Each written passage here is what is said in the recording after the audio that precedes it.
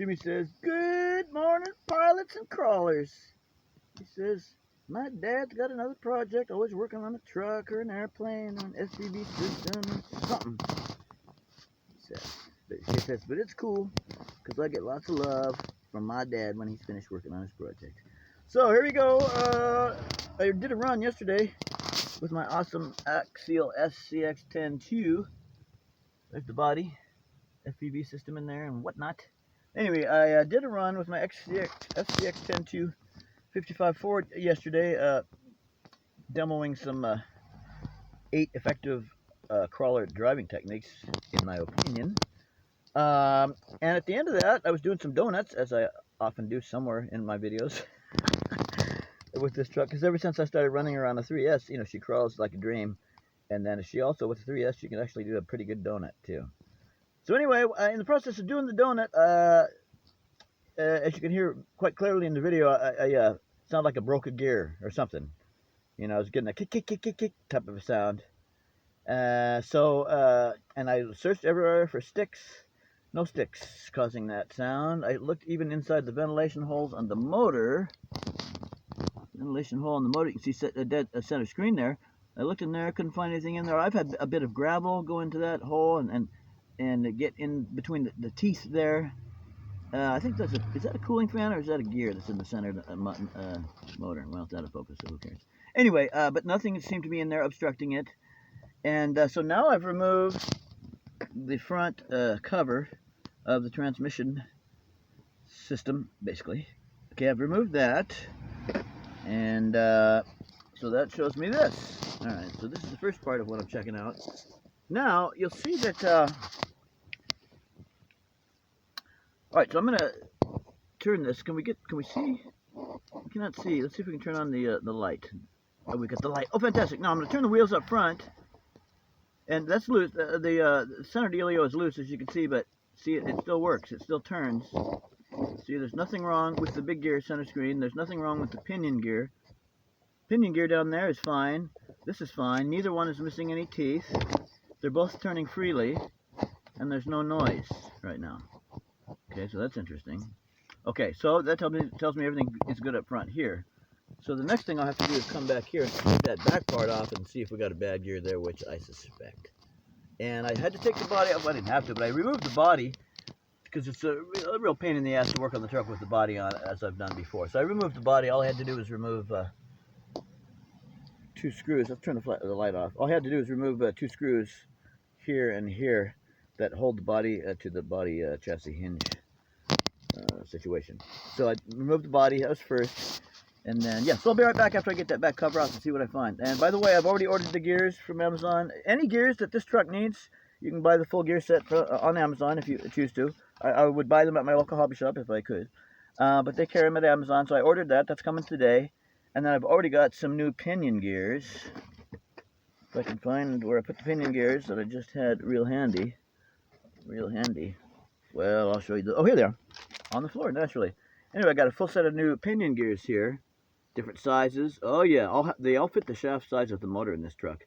And there's different gear sizes, and the one that this uses is a 14 tooth, I believe. But the one that this truck uses is in here. So if I had to replace the pinion gear down there, which I don't, but if I did, I've got them here. Alright, alright, so we'll go on pause and be right back. Here's another thing I wanted to mention. For those of you that don't already know, maybe you've got an Axial, haven't looked at the manual. Probably not. You probably have looked at it. But just in case, if you're not aware of the quality of the manual that you get with this Axial truck, I'd like to show you something that's pretty cool.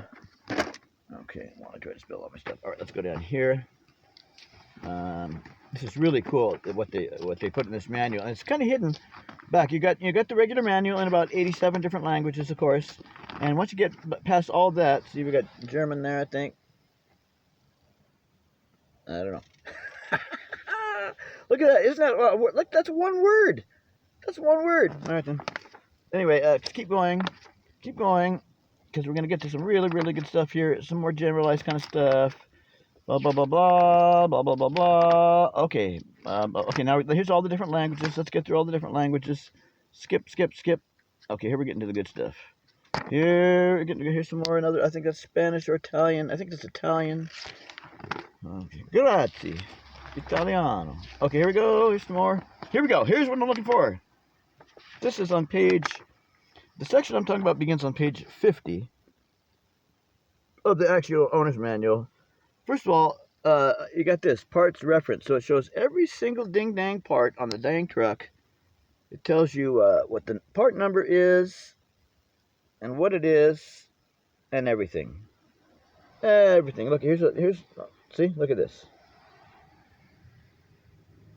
See, fantastic. Fantastic. So it shows everything that the truck uses. I mean, everything. It's here, and you can find out the part number, and you can order it if it's available. It may not be available, but you can order it. See that? Really, really good stuff. It tells you what all the gears are that you need. All right? And if that wasn't cool enough, another thing it does is... Okay, we're not to that part yet. Another thing it does is... well, we'll continue on. Now look at this. All the different little bits of hardware in here. Can we get a focus, please? Gosh. There we go. Anyway, all the different little itty-bitty parts in the truck, all identified and described, and part number included. Holy cow. Including the screws. The screw, you know, the look of the screw, the part number, the size, all that's right here. You can identify exactly what the different parts are, even the screws. Now, here's the best part. In my opinion, let me find a good chassis. There we go. This is the best part for me. Let's see this chart here. Let's say you're going to remove, let's say you're going to remove, something from your chassis. Well, this tells you exactly what screw this is, right? Every screw that is used in this truck, center screen, every screw used in this truck, everyone is identified by part number. You can look in this manual and find out what size screw that is based on the part number description. Good stuff. All right, now we'll go on pause and I'll be right back.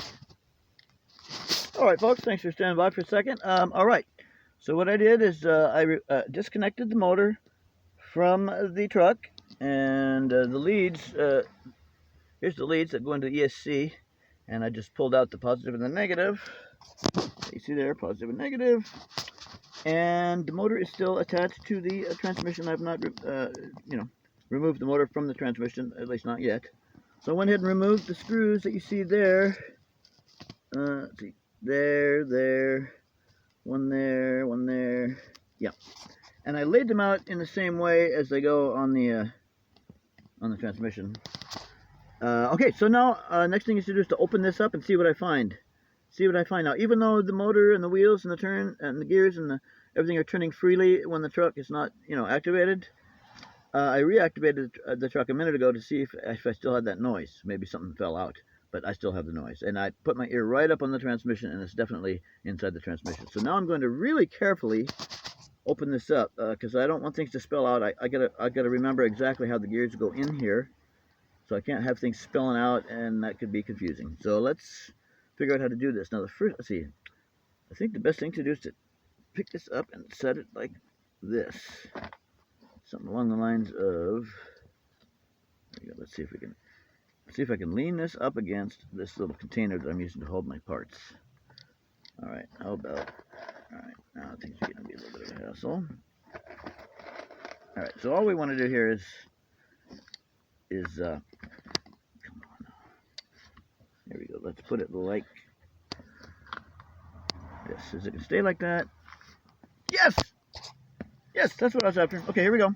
So let's open this thing up real careful. Here. All right, so come in here. I often use a blade like this to get to do things like I'm doing now, because you can slip it in there. You can pry on it. There we go. Oh, coming loose. A little bit more over here.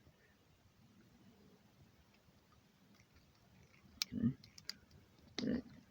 All right. Did I get them all out? I got them all out. Let me hold the camera with the other hand. Let's see if I can lift this off of here or not. Something's still holding it on here. I think I got to remove the motor. So we'll do that, and I'll be right back. All right, folks, here we go back again. Yes, I did have to remove the motor. in order to get the back plate off the transmission, so that's fine. I inspected my pinion gear, it looks fine, and the motor, I haven't been running that long. Nonetheless, since I'm in here now, I'm going to go ahead and put a brand new pinion on there, and a brand new motor too, because I got one. So, a little side note there. Since we've already got the truck, you know, all apart, it'd be real easy to do that now and save having to do that who knows when in the future, maybe fairly soon. Okay, all right, here we go. Now we'll open this up and see what we find. Carefully open it up and see what kind of carnage we find in here. You ready? Here we go. Here we go. Lifting it up. Okay, let's get our little edge thingy going on again here. Whoop. Wrong way. There we go. Get that going on. Come in here. Yeah, we'll use the blunt edge. Come in there like that. Just kind of pry it. And see if that'll allow us to lift this off. It's coming. Here it goes. Here we go. Ready? Let's see. I think I should have it. I think I should turn this the other way around. Okay, folks. Before I pull this off, I think I ought to do it like this. Something tells me I might want to do it. Do I want to do it like that? Yeah, I think I'm going to do it like that. Here we go. Ready? All right. I'm going to drop this off here now. Drop it up. Is it going to come off? Doesn't want to. Does not want to. Okay, here's what we'll do. We'll go ahead and pull it off as we were. I'm going to need both hands. So let me put on some pause. All right, folks. All that was needed was a little gentle persuasion by prying carefully with this screwdriver. And now, finally, now we can open this up and see what in the heck it looks like in there. Here we go. Ready? Focusing. We need focusing. Camera. Hello, camera. No time to go haywire. Here we go. I want to really try to not disturb anything when I lift this off. There we go. All right, there's that. Okay. Do I have enough juice to get some light on the subject? I do. Well, they're dirty as heck. There's some rust on the shaft. Yeah, so one or more of these gears is apparently bad. I can't tell which one at the moment. Let's see here. Let's see. Yeah, I'll have to get the gears off, which won't be, you know, it might take a little bit of figuring out. Oh, but I wanted to see if I can get these to turn. Here we go. Let's look at this here. Well, we can't. Let me put this on pause and see if I can pull those gears out. Just a moment. All right, I'm just doing a long shot on these gears because I want to remember. If I'm not making a video, I'll photograph something that I've taken apart before I take it all the way apart, so I can more easily remember how they go back together. Little reference guide, so that's what I'm doing here. All right, be right back. All right, folks. Well, here's the conclusion to this. These gears turn just fine. They turn freely. They don't make any noise, even if I you know, simulate putting a load on there by holding the drive shaft, you know, real tight as I can, and then trying to spin the gears. I've inspected the gears really closely. I cannot see any missing teeth or, you know, broken teeth. I don't see, all the teeth appear to be, you know, all there on all the gears. So what I believe is happening is this. I believe that all the gears, let's get the light back on there. I believe that all three of these gears are so worn that it isn't a missing tooth problem. I think it's just slipping. I think the teeth are worn enough down that there is now, though there are no teeth missing, all the teeth are worn and ground down to the point of being unable to, you know, to work together and to mesh together fully under load. You know, that's what I think it is. None of the teeth are bad on any of these, but they look like they're all probably quite worn. And I think there's just not enough, though there's no damage to the teeth, I think they're just so worn that they no longer can engage with one another tightly enough to propel the truck under load.